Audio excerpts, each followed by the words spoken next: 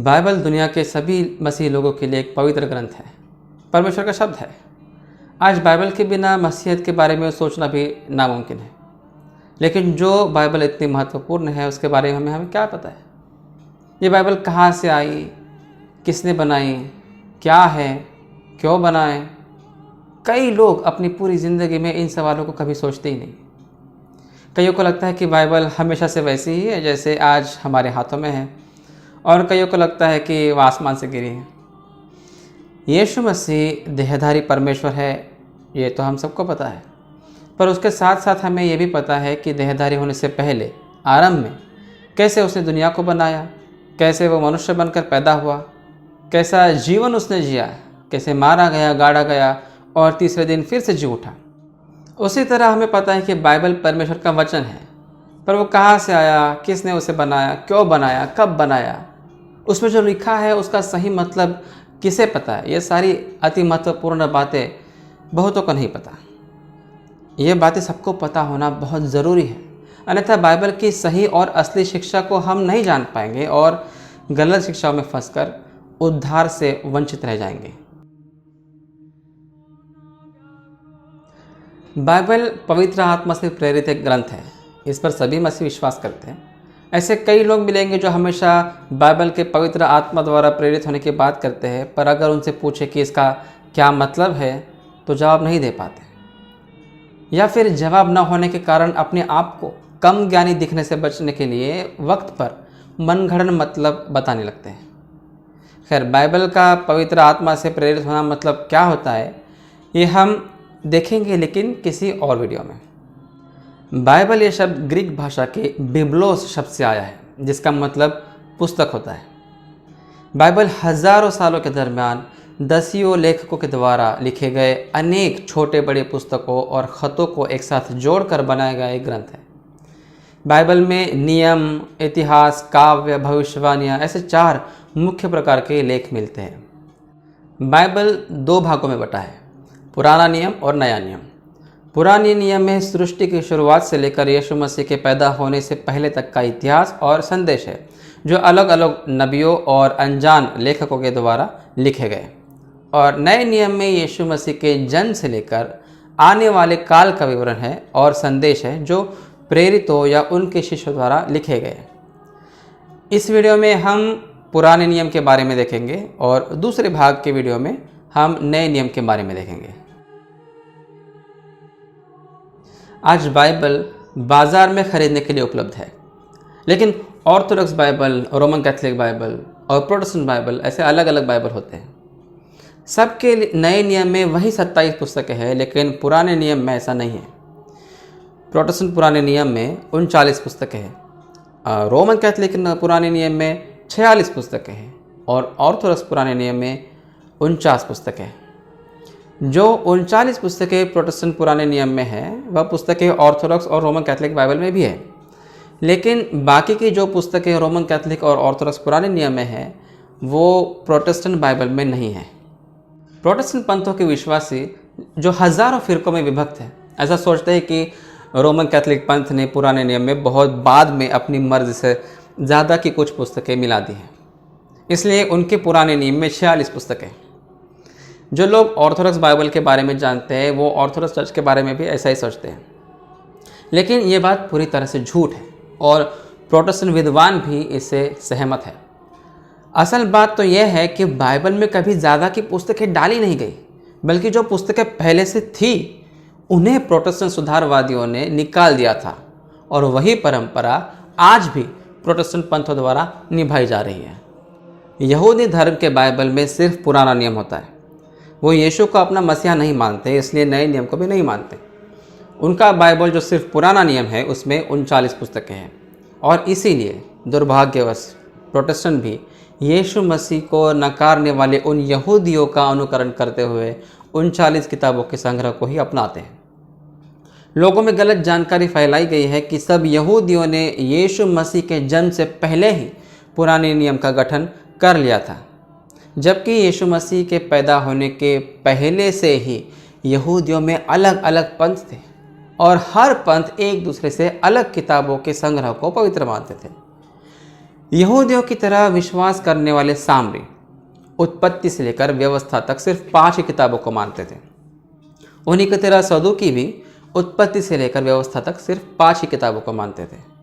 फरीसी प्रोटेस्टेंट पुराने नियम की सब किताबों को मानते थे, पर एस्तेर, श्रेष्ठ गीत, नीति वचन, सभोपदेशक और यहेजकेल इन किताबों को नहीं मानते थे। एसीन 42 किताबों को मानते थे, लेकिन एस्तेर की किताब को वो नहीं मानते थे।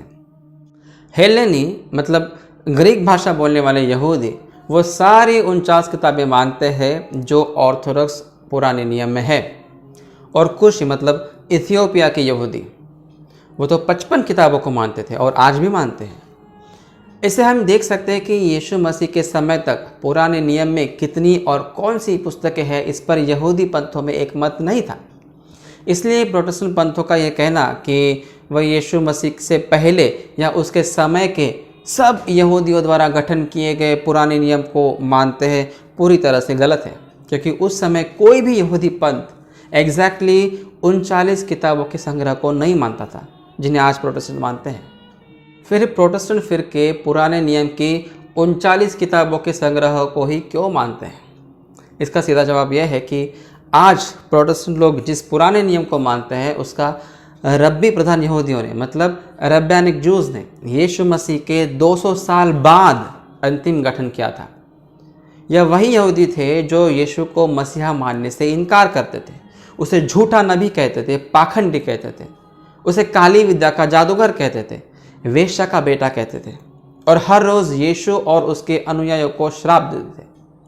आज तक यहूदी यही मानते हैं और हर रोज़ उनकी प्रार्थना जिसका नाम शुमने इसराई है उसके 12वें विनती में कहते हैं, धर्म त्यागियों के लिए कोई आशा न हो और अहंकारी शासन हमारे दिनों में शीघ्र ही नष्ट हो जाए, नासरी और पाखंडी एक ही पल में तबाह हो जाए और धर्मियों के साथ उनका नाम न लिखा जाए बल्कि जीवन के पुस्तक में से उनका नाम मिट जाए। धन्य है तो है प्रभु जो अहंकारियों को नम्र करता है। ऑर्थोडॉक्स पुराने नियम में 49 किताबें क्यों हैं? क्योंकि ऑर्थोडॉक्स पुराना नियम हेलेनी यहूदियों के ग्रीक सेप्टुअगिंट वर्जन पर आधारित है। हेलेनी मतलब ग्रीक भाषा बोलने वाले यहूदी जो इज़राइल के बाहर बस गए थे और समय के साथ इब्रानी की जगह ग्रीक भाषा उनकी मातृभाषा बन गई थी।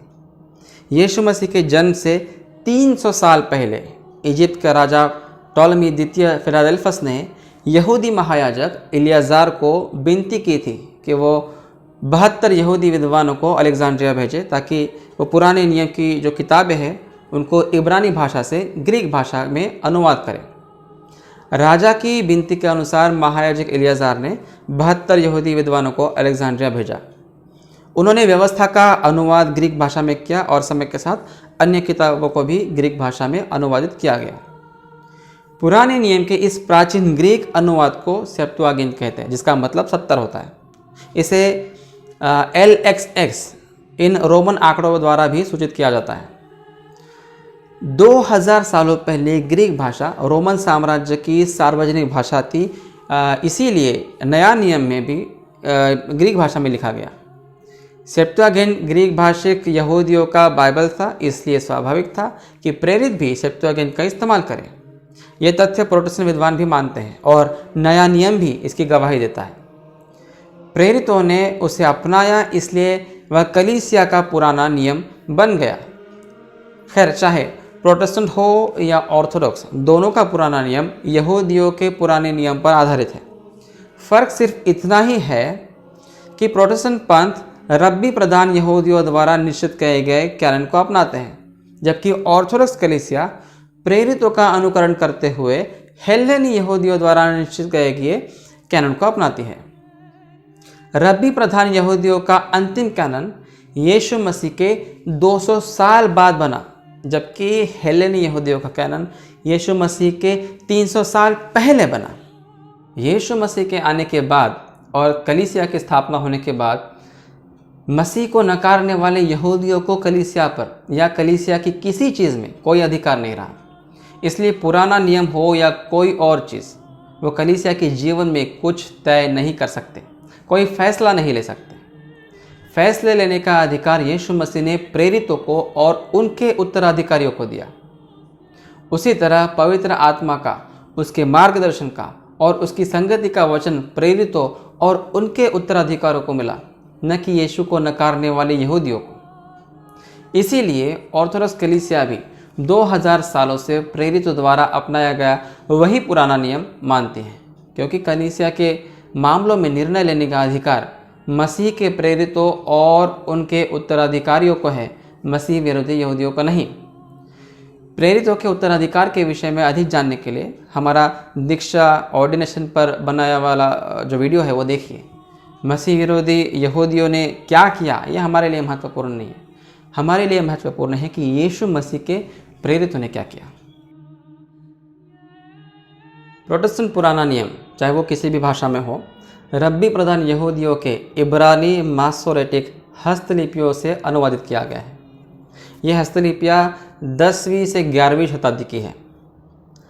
ऑर्थोडॉक्स पुराने नियम हेलेनी यहूदियों के ग्रीक सेप्टुअगिंट पर आधारित है, जो ईसा पूर्व 300 में लिखा गया था, और आज पूरे पुराने नियम की सबसे पुरानी हस्तलिपियाँ 4वीं शताब्दी की है। ऑर्थोडॉक्स सेप्टुअगिंट प्रोटेस्टेंट इब्रानी बाइबल से सैकड़ों साल पुराना है।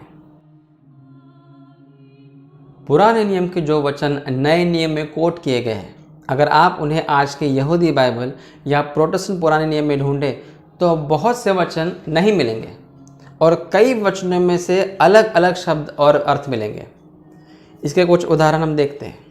मत्ती 1:23 में प्रेरित मत्ती यशायाह 7:14 वचन को कोट करके लिखता है कि देखो, एक कुंवारी गर्भवती होगी और एक पुत्र जनेगी और उसका नाम इमानुएल रखा जाएगा। इस वचन में कुंवारी शब्द महत्वपूर्ण है। ये वचन आप अगर प्रोटेस्टेंट पुराने नियम में देखेंगे तो आपको कुंवारी शब्द दिखेगा, क्योंकि वह इब्रानी की बजाय सेप्तुअगिंट से लिया गया है। इब्रानी वचन में कुंवारी शब्द है ही नहीं। इब्रानी में यह वचन इस तरह है, हिन्ने हाल्मा हारा वयोलेदेत बेन वेकारत शमो इमानुएल।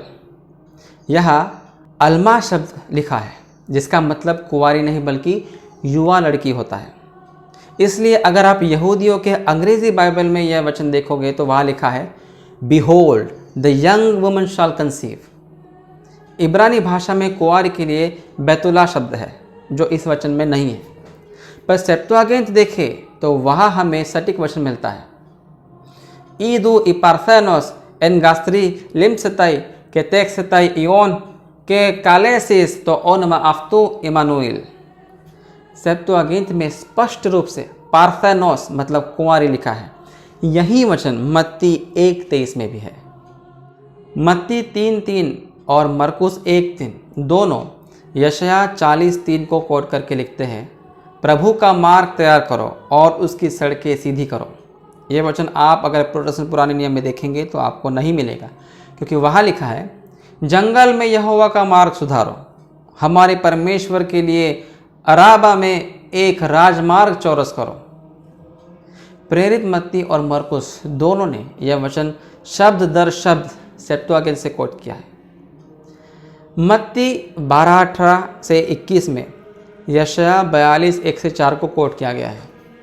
मत्ती 12:21 खासकर जो आखिरी वचन है उसमें लिखता है, और अन्य जातियाँ उसके नाम पर आशा रखेगी।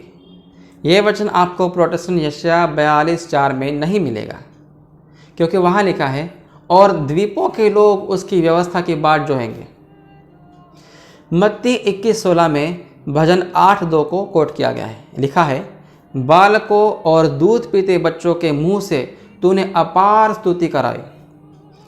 इस वचन का आखिरी हिस्सा आपको प्रोटेस्टेंट भजन में नहीं मिलेगा, क्योंकि वहाँ लिखा है, बच्चों और दूध पियो के द्वारा सामर्थ्य की नींव डाली। मरकुस 7:6-8 में यशायाह 29:13 को कोट किया गया है। लिखा है, ये लोग होठों से तो मेरा आदर करते हैं, पर उनका मन मुझसे दूर रहता है। ये व्यर्थ ही मेरी उपासना करते हैं, क्योंकि मनुष्य की आज्ञाओं को धर्मोपदेश करके सिखाते हैं। इस वचन का आधा हिस्सा आपको प्रोटेस्टेंट यशायाह में नहीं मिलेगा, क्योंकि वहाँ लिखा है, ये लोग जो मुंह से मेरा आदर करते हुए समीप आते हैं, परंतु अपना मन मुझसे दूर रखते हैं, और जो केवल मनुष्य की आज्ञा सुन सुनकर मेरा भय मानते हैं। उसी तरह लूका 4:18 में यशाया 61:1 को कोट किया गया है। लिखा है, प्रभु का आत्मा मुझ पर है, इसलिए कि उसने कंगालों को सुसमाचार सुनाने के लिए मेरा अभिषेक किया है, और मुझे इसलिए भेजा है कि बंदियों को छुटकारा और अंधों को दृष्टि पाने का सुसमाचार प्रचार करो और कुचले हुओं को छुड़ाओ।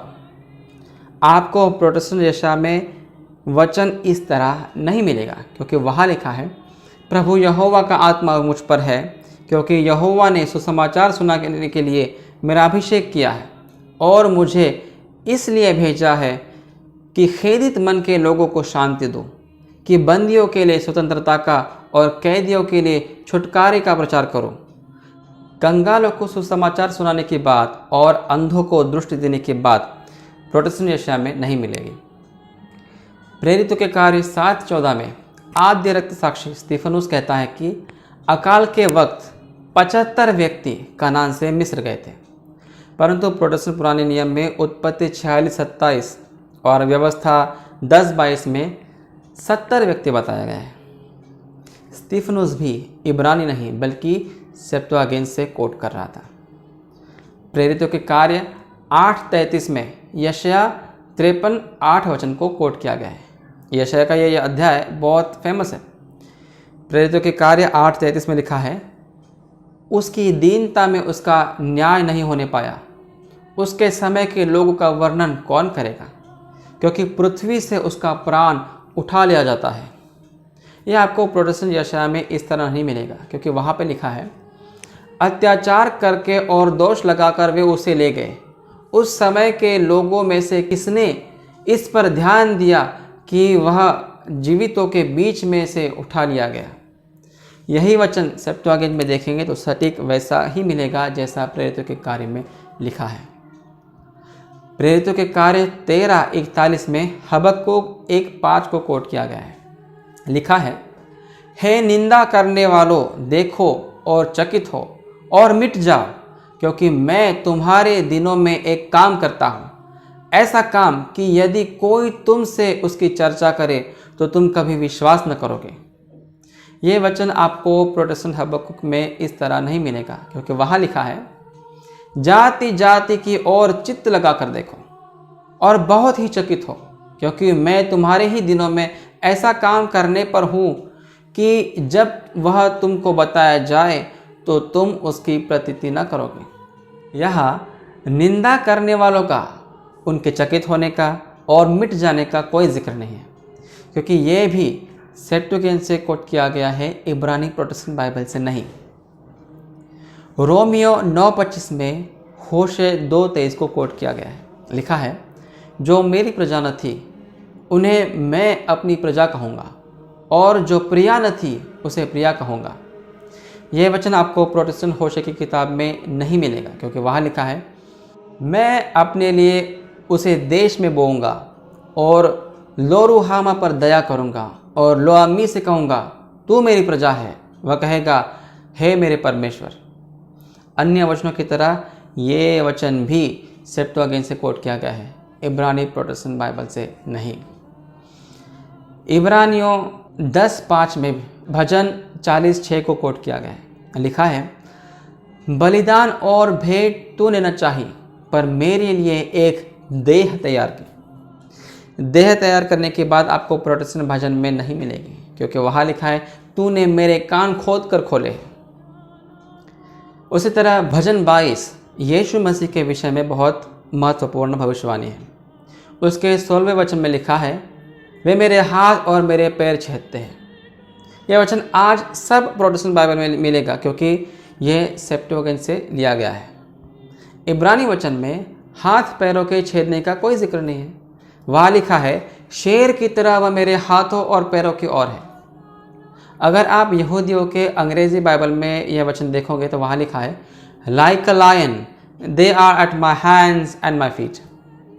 इस तरह कई वचन हैं, और हर एक वचन अगर देखने जाए तो घंटों निकल जाएंगे। प्रोटेस्टेंट बाइबल भी सेप्तुअगिंत की मदद लिए बिना अधूरा है, यही हमने अभी तक देखा है। वो कौन सी पुस्तकें हैं जिन्हें प्रोटेस्टेंट सुधारकों ने पुराने नियम से निकाल दिया, लेकिन जो अभी भी ऑर्थोडॉक्स कलीसिया के बाइबल का हिस्सा है? वो इस प्रकार है: दूसरा इज़रा, तोबिया, यहूदित, सुलेमान की प्रज्ञा मतलब ज्ञान, बेन सीरा, उसका पूरा नाम है सीरा का पुत्र यीशु की प्रज्ञा, फिर बरूख, यिर्मयाह की पत्री और मक्काबियों के 3 ग्रंथ।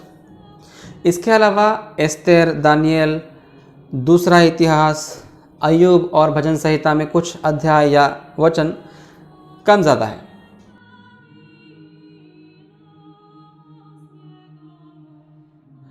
अलग अलग प्रोटेस्टेंट पंथ इन पुस्तकों को अलग अलग स्थान देते हैं। एंग्लिकन और लूथरन पंथों जैसे कुछ मुख्य धारा के प्रोटेस्टेंट पंथ इन पुस्तकों को स्वीकार करते हैं, उन्हें उपयोगी मानते हैं। वहीं अन्य प्रोटेस्टेंट पंथ इन पुस्तकों को पूरी तरह से नकारते हैं। पंथ चाहे कोई भी हो, सभी प्रोटेस्टेंट उन्हें ईश्वर प्रेरित या कैनोनिकल नहीं मानते। उन्हें एपोक्रिफा मतलब छुपा हुआ कहते हैं। दूसरी ओर रोमन कैथोलिक पंथ इन किताबों को ड्यूट्रोकैनोनिकल कहता है और उन्हें पुराने नियम की अन्य किताबों के समान दर्जे का मानता है, उन्हें ईश्वर प्रेरित मानता है। और ऑर्थोडॉक्स कलीसिया इन किताबों को नॉन कैनोनिकल और अनागिग्नोस्कोमेना मतलब पढ़ने योग्य कहती है और इन्हें ईश्वर प्रेरित नहीं मानती, पर नैतिक शिक्षा के लिए उपयोगी मानती है।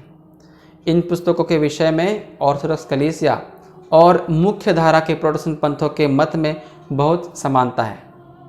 कोई किताब नॉन कैनोनिकल होना या ईश्वर प्रेरित ना होना मतलब अपने आप झूठी साबित होना नहीं होता। ऐसे कई लेख हैं जो नॉन कैनोनिकल है और ईश्वर प्रेरित नहीं है, पर फिर भी उनमें पूरी तरह से सही शिक्षा मौजूद है। यह गलत सोच है कि बाइबल में सिर्फ ईश्वर प्रेरित पुस्तकें ही होनी चाहिए। प्राचीन यहूदियों के लिए और मसीहियों के लिए बाइबल सिर्फ ईश्वर प्रेरित किताबों का एक संग्रह नहीं था, बल्कि सबसे पहले बाइबल यह आराधना में और सही शिक्षा देने में इस्तेमाल होने वाली किताबें थी, चाहे वो ईश्वर प्रेरित हो या ना हो।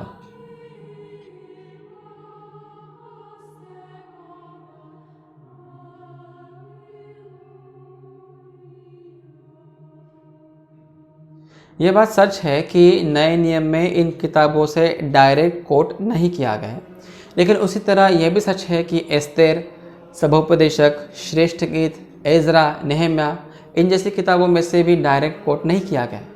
तो क्या इन किताबों को बाइबल में से निकाल दें?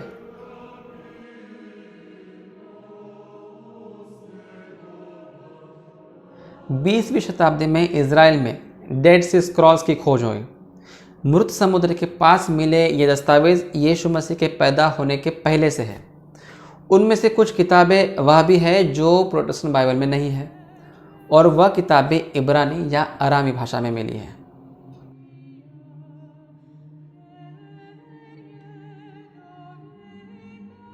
पहला शमूएल 16:30 में बताया गया है कि दुष्ट आत्मा भगाने के लिए दाऊद राजा वीणा बजाता था। तो क्या इस किताब को भी बाइबल से निकाल दें? उत्पत्ति 30:37 से 43 में लिखा है कि याकूब वृक्षों की हरी छड़ियों से भेड़ों को गाभिन करता था, जिससे विशेष रंग के और बलवंत भेड़ें पैदा होती थी। अब क्या उत्पत्ति की किताब को भी बाइबल में से निकाल दें?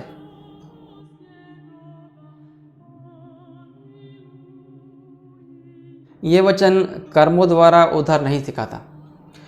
समझ विकृत रही तो वचन में भी विकृति दिखती है। नीति वचन 19:17 में लिखा है, जो कंगाल पर अनुग्रह करता है वह यहोवा को उधार देता है और वह अपने इस काम का प्रतिफल पाएगा। उसी तरह यीशु मसीह कहता है, यदि तू सिद्ध होना चाहता है तो जा, अपना माल बेचकर कंगालों को दे और तुझे स्वर्ग में धन मिलेगा, और आकर मेरे पीछे हो ले। क्या इन वचनों में से भी यही निष्कर्ष निकालें कि यहाँ कर्मों द्वारा उद्धार सिखाया जा रहा है? और क्या नीति वचन और मत्ती इन्हें भी बाइबल में से निकाल दें?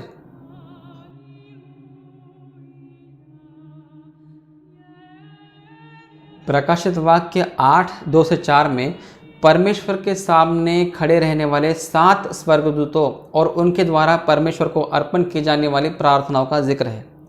वह तोबिया 12वां अध्याय 12वें और 15वें वचन में भी मिलता है।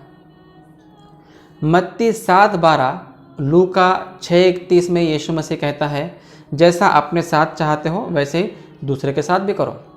यही स्वर्ण नियम तोबिया 4:15 में मिलता है। मत्ती 22:25, मरकुस 12:20, लूका 20:29 में सदूकियों द्वारा उल्लेखित 7 भाइयों की पत्नी जिसके 7 पति मर जाते हैं उसका वर्णन तोबिया 3:8 और 7:11 में भी मिलता है। उसी तरह यूहन्ना 10वां अध्याय 22 से 23 वचन में उल्लेखित स्थापना पर्व वो ओरिजिनली पहला मकाबियों 4:59 में है। इब्रानियों 11:35 से 37 में उल्लेखित विश्वासियों के उत्पीड़न और पुनरुत्थान की आशा का भाग दूसरा मकाबियों 7वां अध्याय 7 से 9 वचन में से लिया गया है। उसी तरह प्रकाशित वाक्य 5:8 में स्वर्ग में स्थित संतों की प्रार्थनाओं का जिक्र है। यही शिक्षा दूसरा मकाबियों 15वां अध्याय 12 से 16 वचन में मिलती है। बेन सीरा दूसरा अध्याय 12 से 20 वचन में तो यीशु मसीह का सटीक वर्णन मिलता है। यह सब बातें साबित करती है कि ऑर्थोडॉक्स पुराना नियम ही सही और परिपूर्ण है, जिसे प्रेरितों ने, उनके उत्तराधिकारियों ने और संपूर्ण कलीसिया ने पवित्र आत्मा की प्रेरणा से अपनाया और आज भी प्रेरितों की ऑर्थोडॉक्स कलीसिया का वो हिस्सा है।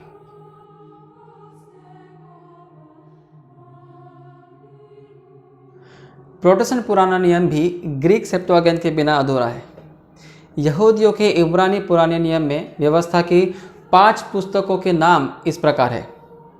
बेराशीत मतलब शुरुआत में, शमोत मतलब नाम, वाइक्रा मतलब बुलाया, बेमिदबार मतलब जंगल में, देवारीम मतलब बातें। पर प्रोटेस्टेंट बाइबल में ये नाम आपको नहीं दिखेंगे। वहाँ आपको दिखेंगे उत्पत्ति जो सेप्टुअगिंट की गेनेसिस से आया। वहाँ आपको दिखेगा निर्गमन जो सेप्टुअगिंट के एक्सोदस से आया है। वहाँ आपको दिखेगा लेव व्यवस्था जो सेप्टुअगिंट की लेवितिकोन से आया है।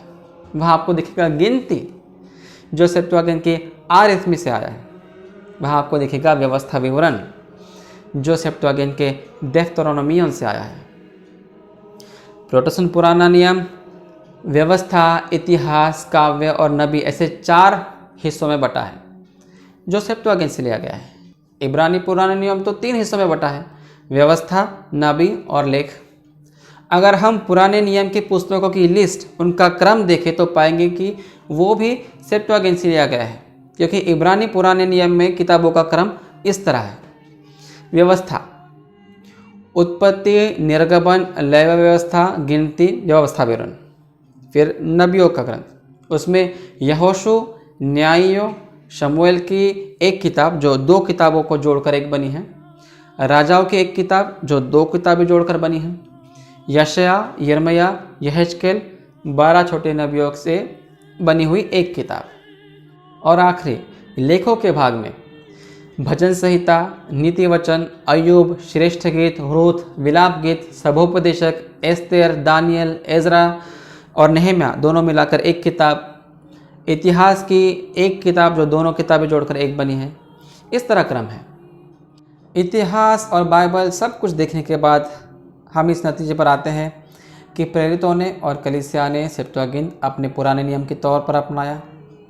अगर वह प्रेरितों के लिए अच्छा था तो हमारे लिए भी अच्छा है। इसलिए ऑर्थोडॉक्स कलीसिया जो मसीह की ओरिजिनल कलीसिया है वो 2000 सालों से सेप्टुअगिंट को अपना पुराना नियम मानती आई है। जिन किताबों को प्रोटेस्टेंट सुधारवादियों ने पुराने नियम से निकाल दिया वह 2000 सालों से कलीसिया के बाइबल सेप्टुअगिंट का हिस्सा थे। इसीलिए वो किताबें कभी बाइबल में डाली नहीं गई, बल्कि उन्हें प्रोटेस्टेंट सुधारवादियों द्वारा निकाला गया। बाइबल में परिवर्तन करने वाले ऑर्थोडॉक्स नहीं बल्कि प्रोटेस्टेंट हैं।